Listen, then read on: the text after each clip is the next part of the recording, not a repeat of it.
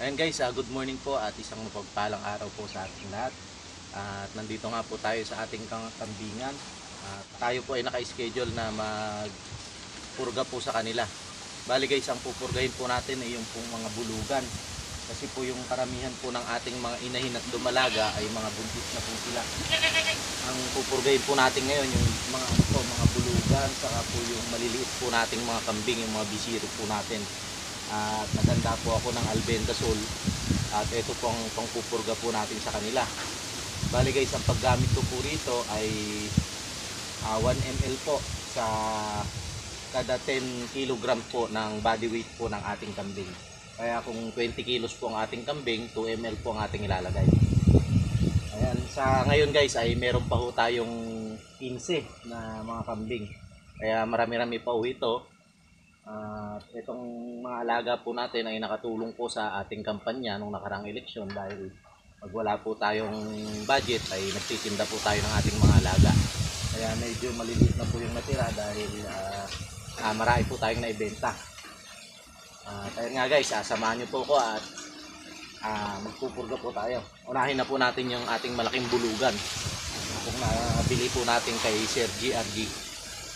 Ayan guys, medyo pasensya na rin kayo dito sa ating paligid dahil napakadumi po. Bali, hindi po natin ito nalinis. Bali, ilang linggo pa lang tayo rito sa bahay. Kaya, ganito, medyo madumi. Tara guys, samahan niyo po ako magpapagod.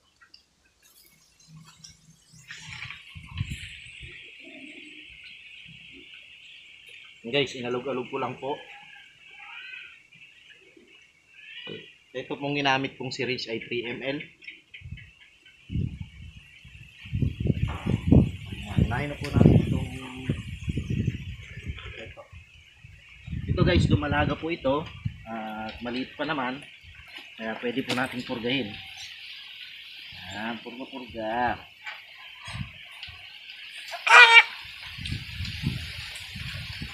Yan. Sunod na rin po natin ito. Yan.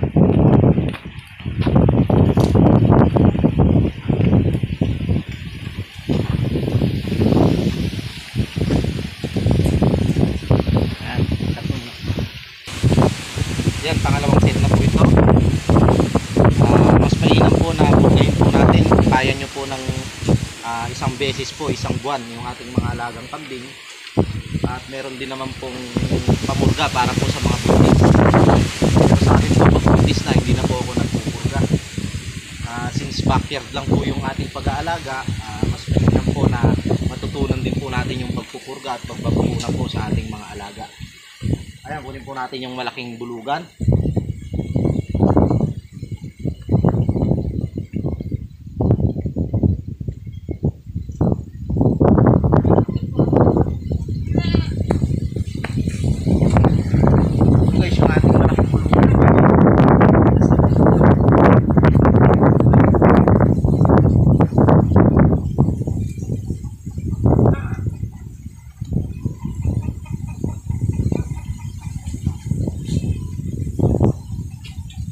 Dahil tinatansya ko kung nasa legit 20 kilos, lagyan ko na po siya ng 3 ml.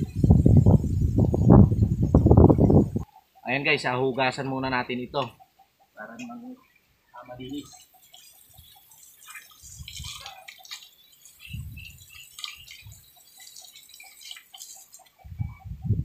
Mamaya guys ay pawawalan na po natin sila sa bukid.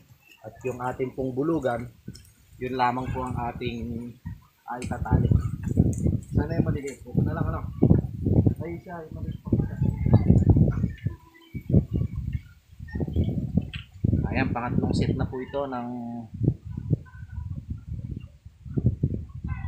pagpupurga.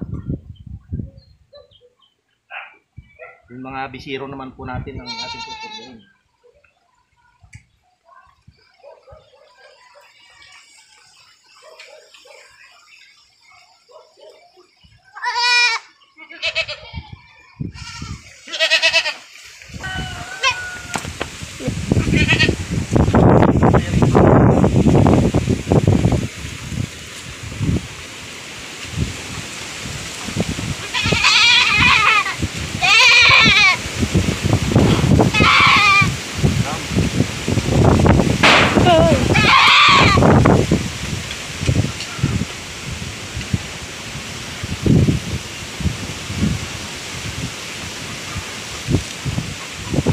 Isa na lamang po. Yun, hindi natin nahuli.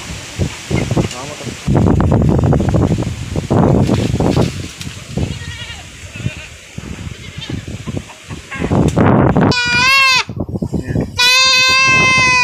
Sinaalas ko na eh.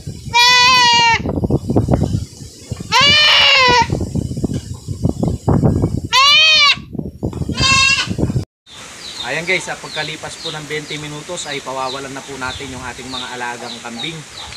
Pawawalan po natin sila sa bukid. Bali guys, itong ating bulugan na malaki ay sinusuga ko lamang po ito. Kaya medyo payat po siya kasi pagka bulugan po na mga nangangasawa na ay hindi po uwi sa hapon kasi naghahanap po sila ng ibang kambing na kanilang maasawa. Ayan, pawawalan na po natin.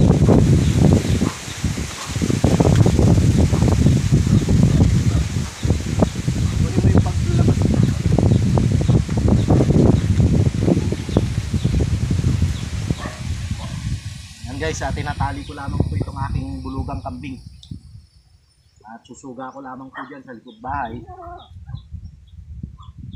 Tapos sisimulan na rin po natin siyang i-feeds para po tumaba siya.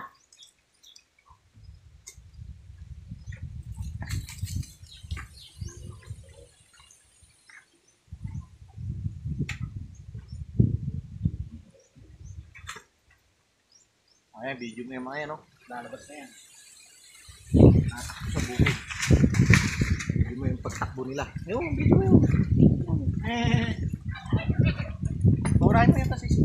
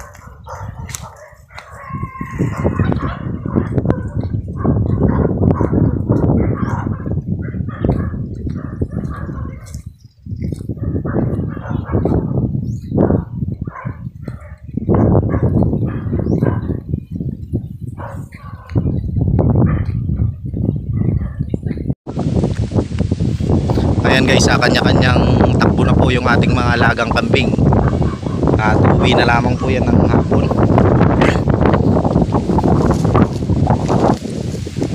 Ngayon guys ay medyo tuyo na po itong kabukiran dito sa amin dahil matagal na pong walang ulan. Ayan guys, oh.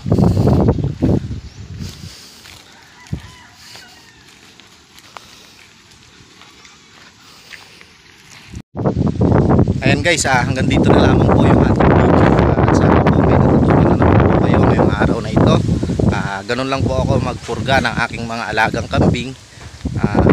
Hiwalay po yung pagpupurga ko sa aking mga inahin kapag ka po ito ay nakapanganak na, tsaka ako po sila pupurgahin. Ayan guys, medyo tuyo na po at magpapasko na rito sa aming lugar. Medyo mahangin na po at tuyo na po yung ating kapaligiran. Ayan, oh. Madalang na rin po kasi ang ulan dito po sa aming lugar sa Nueva Ecija. Ayun guys, maraming salamat po at paalam na po at Merry Christmas po sa inyong lahat. Ayan, sa aking mga legit po na subscriber, kumusta po kayo? Merry Christmas po. And sana po patuloy lang po kayong sumuporta habang po kayo ay meron pong napakikinabangan na mga kaalaman dito po sa aking backyard. Maraming salamat po at paalam po sa ating lahat.